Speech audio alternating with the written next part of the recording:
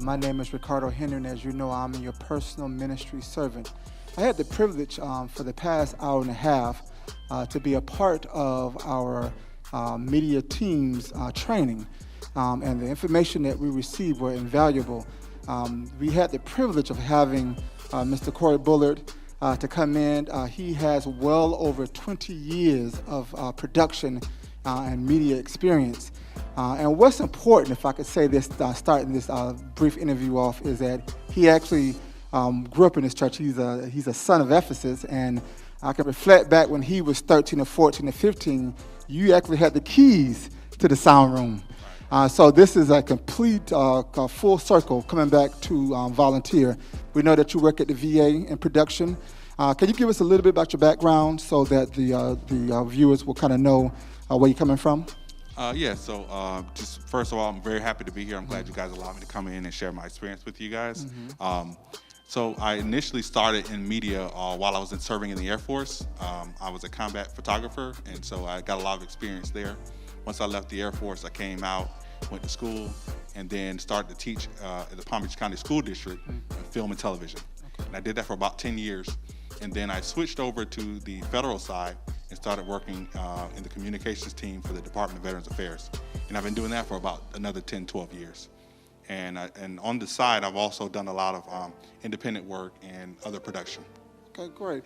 Now, as it relates to church and media, we know that those two don't often marry well.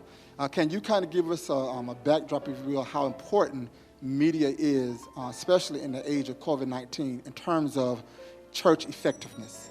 Right. I think that, obviously this COVID situation is very, very damaging to the world, but it's really an opportunity for churches to harness the power of technology and media and to take that message out of the pews, out into the community. And it is a very dynamic way that you can be able to take your message that you hear every Sabbath and share it with the world.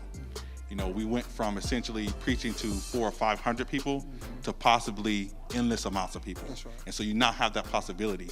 And I think as a church, we should be very excited about sharing the message with those that are outside of our church and out in the world community. Because one of the things that I told the trainees today was that whatever you do is going to be recorded and it's going to go to the internet, and we know that things that are on the internet live forever. That's right. And so wouldn't we want the message of deliverance, the message of peace, and the message of salvation to live forever on the internet? That's the word. Now, let me ask you this. What challenges do you think that churches will have in terms of having just an adequate media exposure through the internet? I think one of the challenges that churches are going to face, and it's just like with any other thing, is the financial commitment. And we have to see it as an investment, because what we're doing is we're investing in the ministry, okay? And so it is going to be a little problematic initially to that initial financial outlay, but I believe that that investment will return tenfold, because we're now really truly doing evangelism throughout the world. And so just for a small financial investment, we have the ability to impact generations throughout the world. And lastly, if you could, and we'll kind of end on this note, can you give words of encouragement to the media teams?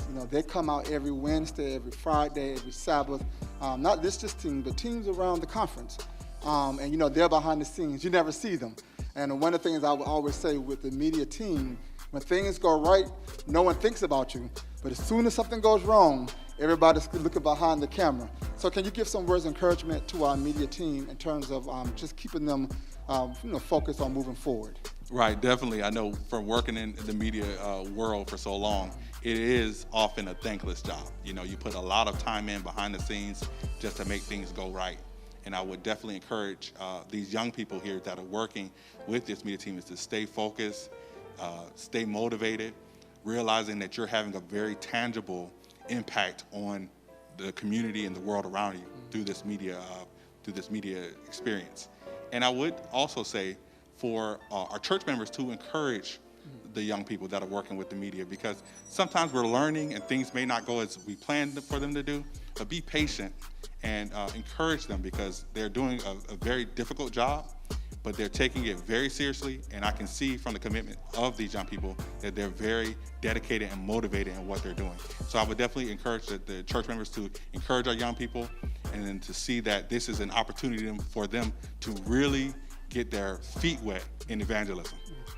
And finally, if I may, if I can just affirm Corey Bullard for just kind of having the vision to make sure that we were trained today. This is actually a second training that we've had. I also want to just affirm our pastor and first elder, their belief in this ministry and really getting behind it. So again, we thank you so much for tuning in. We will have a plethora of programming coming for October going into November, so we look forward to seeing you again. This is Ricardo Henry, your personal ministries servant.